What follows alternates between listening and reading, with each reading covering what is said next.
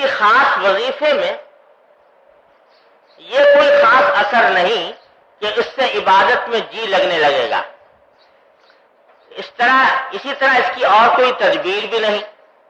اسی واسطے محققین کی تعلیم یہ ہے کہ جی لگنے کا نہ قصد کرے نہ انتظار کرے، کام میں لگا رہے اور جتنی توجہ اور مداومت اختیار میں ہے اس میں کوتاہی نہ کرے. بس اسی پر تمام برکات مرتب ہو جاتے ہیں جو اس وقت سمجھ میں بھی نہیں آ سکتے، ترتب کے بعد نظر آ جائیں گے. بعض لوگ پوچھتے رہتے ہیں کہ عبادت میں دل لگنے کا کوئی وظیفہ بتا دیجئے، کیا پڑھا کریں کہ اس سے عبادت میں دل لگنے لگے. حضرت فرما رہے ہیں دل لگنے کا کوئی وظیفہ نہیں، کوئی ایسا وظیفہ نہیں جو تمہارا دل لگا دے عبادت میں یا ذکر وغیرہ میں، اور نہ اس کی کوئی اور تدبیر ہے. تدبیر واحد یہ ہے جو حضرت بیان فرماتے ہیں کہ دل لگنے کا انتظار ہی نہ کرو، کام کیے جاؤ کیے جاؤ کیے جاؤ کیے جاؤ کیے جاؤ، تو اس کے نتیجے میں بالآخر اللہ تبارک و تعالی سارے برکات مرتب فرما دیتے ہیں.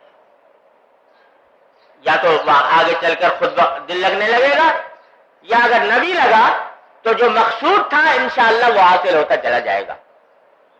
لہذا اس کی فکر میں ہی نہ پڑو، اور اس کی فکر میں پڑنے سے نقصان یہ ہوتا ہے کہ جب نہیں حاصل ہو رہا تو اس سے مایوسی پیدا ہوتی ہے اور آدمی چھوڑ بیٹھتا ہے عمل. اس سے اپنے آپ کو بچاؤ. بس یہ سمجھو کہ جو کام کر رہا ہوں وہ بذات خود مقصود ہے، لگے دل یا نہ لگے. اللہ تبارک و تعالیٰ اپنے فضل و کرم سے اپنی رحمت سے ہم سب کو اس پر عمل کی توفیق عطا فرمائے کہ اعمال کا انضباط اور ان پر مداومت چاہیے، خواہ کچھ کیفیت ہو یا نہ ہو. اس لیے ضروری ہے کہ بیٹھ کر بھی کچھ معمول زیادہ مقدار میں رکھا جائے.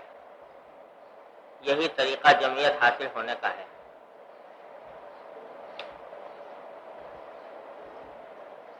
یہ جو عام شکایت ہم لوگوں میں پائی جاتی ہے کہ ذکر کر کچھ معمولات مقرر کیے، شیخ نے بتائے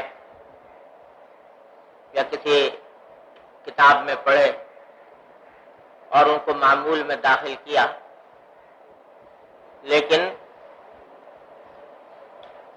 یہ عام شکایت پائی جاتی ہے کہ پابندی نہیں ہوتی. کچھ دن جوش و خروش میں کچھ دن کیا، اس کے بعد دل نہیں لگا، چھوڑ بیٹھے، پھر کسی دن خیال آیا کر لیا، پھر چھوڑ دیا. یہ سلسلہ رہتا ہے اور اکثر و بیشتر یہ شکایت پائی جاتی ہے کہ لوگ یہ کہتے ہیں کہ ہم سے پابندی نہیں ہوتی. میرے پاس بھی جو خطوط آتے ہیں ان میں 90% لوگ یہ شکایت کرتے ہیں.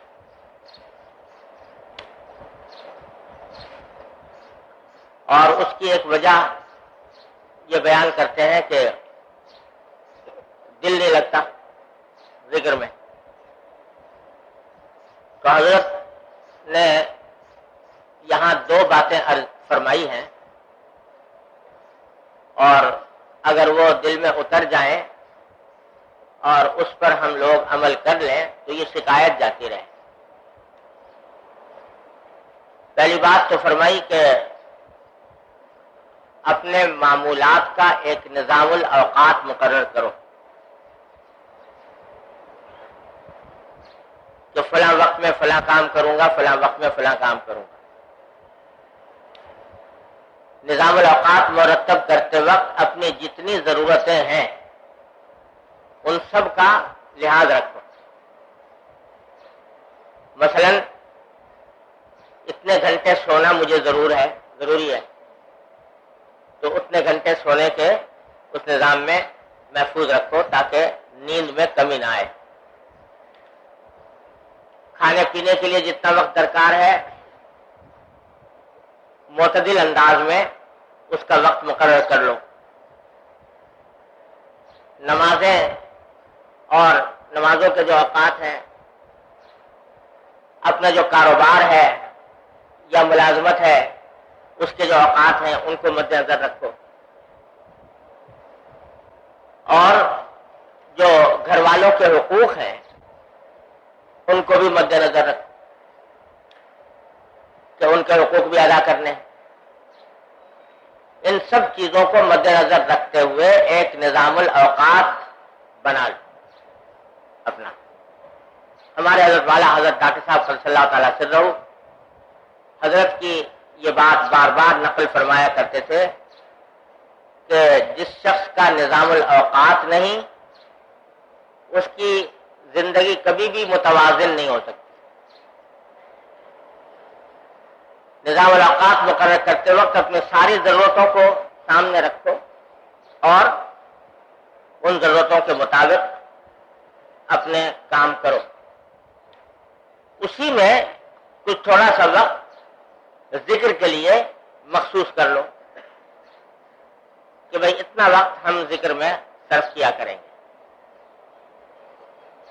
وہ چاہے کتنا ہی کم کیوں نہ ہو۔ اگر زیادہ وقت نہیں ملتا تھوڑا ہی صحیح، 15 منٹ 20 منٹ آدھا گھنٹہ مخصوص کر لو۔ جب ایک مرتبہ نظام الاوقات بنا لیا اور اس میں ساری ضرورتوں کو مد نظر بھی رکھا، اب اس پر ڈٹ جاؤ۔ جس کام کا جو وقت مقرر ہے اس کام کو اسی وقت میں خرچ کرو، چاہے دل گھبرائے، چاہے دل اکتائے، چاہے سستی لاحق ہو، کچھ ہو، اس کام کو اس وقت کو اسی کام میں صرف کرنا ہے ہر قیمت پر۔ پھر سستی آئے، کاہلی آئے، دل گھبرائے، اس کا کچھ اللهم صل على سيدنا مولانا محمد وعلى ال محمد كما صليت على ابراهيم وعلى ال ابراهيم ربنا ظلمنا انفسنا وان لم تغفر لنا وترحمنا لنكونن من الخاسرين ربنا آتنا في الدنيا حسنة وفي الآخرة حسنة وقنا عذاب النار ربنا آتنا في الدنيا حسنة وفي الآخرة حسنة وقنا عذاب النار ربنا آتنا في الدنيا حسنة وفي الآخرة حسنة وقنا عذاب النار ربنا اغفر لنا ذنوبنا وإسرافنا في أمرنا وثبت أقدامنا وانصرنا على القوم الكافرين اللهم إنا نستعينك على طاعتك اللهم إنا نستعينك على طاعتك اللهم أعنا على ذكرك وشكرك وحسن عبادتك اللهم أعنا على ذكرك وشكرك وحسن عبادتك اللهم إنا نسألك تمام العافية ونسألك دوام العافية ونسألك الشكر على العافية یا ارحم الراحمین اپنے فضل و کرم اپنے رحمت سے ہمارے تمام گناہوں کو معاف فرما۔ یا اللہ ہمارے اعمال و اخلاق کی اصلاح فرما۔ یا اللہ ہمیں سیدھے راستے پہ چلنے کی توفیق کامل عطا فرما۔ یا اللہ اپنے رحمت سے اپنے ذکر و فکر کو ہمارے قلوب میں درچار بسا دیجیے۔ یا اللہ اپنے رحمت سے اپنے فضل و کرم سے اپنے ذکر و فکر کو ہمارے قلوب میں درچار بسا دیجیے۔ یا ارحم الراحمین ذکر کے انوار و برکات ہم سب کو عطا فرمائیے، اس پر مداومت کی توفیق عطا فرمائیے۔ اے اللہ ہمیں دین کی صحیح فہم عطا فرمائیے۔ یا اللہ اس پر عمل کی توفیق عطا فرمائیے، اس پر استقامت عطا فرمائیے۔ یا اللہ تمام حاضرین و حاضرات کو ان کے تمام جائز مقاصد میں کامیابی عطا فرمائیے۔ یا اللہ ہمیں ہمارے متعلقین میں جو لوگ بیمار ہیں انہیں شفا کامل و عاجل عطا فرمائیے، جو تنگ دست ہیں ان کی تنگ دستی کو دور فرمائیے۔ یا اللہ جو مقروض ہیں ان کے قرضوں کی ادائیگی کا سامان فرمائیے۔ یا ارحم الراحمین ہر طرح کے شر و فتنے سے، حادثات اور صالحات سے، ہر طرح کے منکرات اور معصیتوں سے ہمارے گھر والوں، متعلقین، احباب سب کی حفاظت فرمائیے۔ یا اللہ جن جن لوگوں نے ہم سے دعا کی درخواست کی ہے یا اس کے لیے پرچے بھیجے ہیں، اپنی رحمت اپنے فضل و کرم سے ان سب کی دلی مرادوں کو پورا فرما دیجیے۔ یا اللہ ان سب کی دلی مرادوں کو پورا فرما دیجیے۔ یا اللہ ان سب کی دلی مرادوں کو پورا فرما دیجیے۔ یا اللہ مسلمان زمین کے جس خطے میں کفار کے ظلم و ستم کا شکار ہیں، اے اللہ اپنے رحمت سے اپنے فضل و کرم سے ان کو اس سے نجات عطا فرما دیجیے۔ یا اللہ ان کو عزت، آزادی اور سربلندی عطا فرمائیے۔ کفار کے غلبے سے امت مسلمہ کو نجات عطا فرمائیے۔ اللهم انا نسألك من خير ما سألك منه عبدك ونبيك محمد صلى الله عليه وسلم ونعوذ بك من شر ما استعاذك منه عبدك ونبيك محمد صلى الله عليه وسلم ربنا تقبل منا انك انت السميع العليم وتب علينا انك انت التواب الرحيم وصلی اللہ تعالی علی خیر خلقہ محمد وآلہ وصحبہ اجمعین آمین برحمتک یا ارحم الراحمین.